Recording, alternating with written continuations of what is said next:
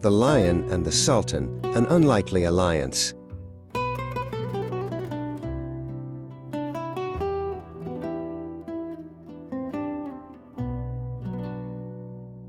In the heart of Paris, King Francis paced his golden hall. He was a king who loved art and poetry, but a shadow hung over his kingdom. To the east, south, and north, the powerful Emperor Charles had surrounded France with his massive armies. Francis felt like a lion trapped in a cage of iron. He knew that to save his people, he would have to look far beyond the borders of Europe for a friend no one expected. Across the mountains, Emperor Charles sat upon his throne, confident and stern. He ruled so many lands that he claimed the sun never set on his empire.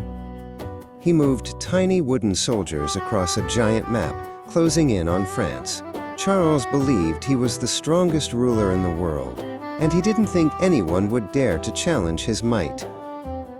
King Francis called for his most trusted messenger, a clever man named Jean. "The world is changing, Jean," Francis said, handing him a sealed scroll. "Take this across the sea to the city of gold and silk. Seek an alliance with the great Sultan. Together, we can balance the scales of power." Jean bowed low, knowing that this secret mission could change history forever. Jean's journey was long and dangerous. He traveled through stormy seas and over dusty roads until he saw the shimmering domes of Istanbul rising from the water. The city was a crossroads of the world, filled with the scent of spices and the sound of many languages. Jean clutched the king's letter tight, marveling at the beauty of the Ottoman Empire. Inside the Topkapi Palace, Jean finally met Sultan Suleiman. The Sultan sat on a throne of jewels, surrounded by silence and respect. Jean knelt and presented the letter from France. He spoke of friendship and a shared future. Suleiman listened carefully, his eyes wise and piercing.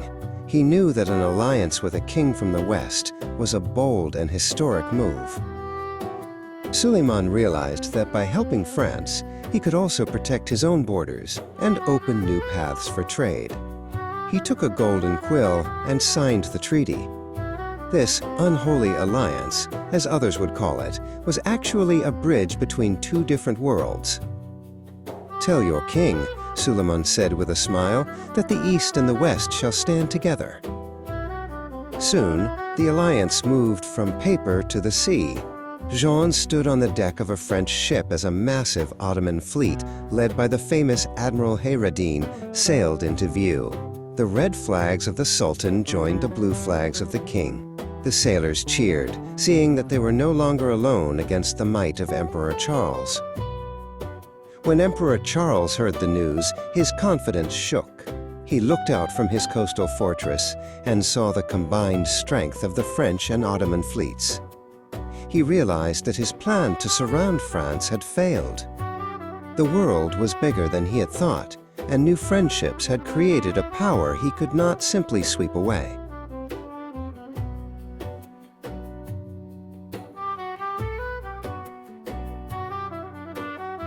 Back in Paris, Jean returned to King Francis. They sat together, looking at the same map that had once seemed so frightening. "The borders are still there," Jean explained, "but we have found a way through them." Francis nodded, feeling the weight of the cage finally lift. His kingdom was safe, and a new era of diplomacy had begun.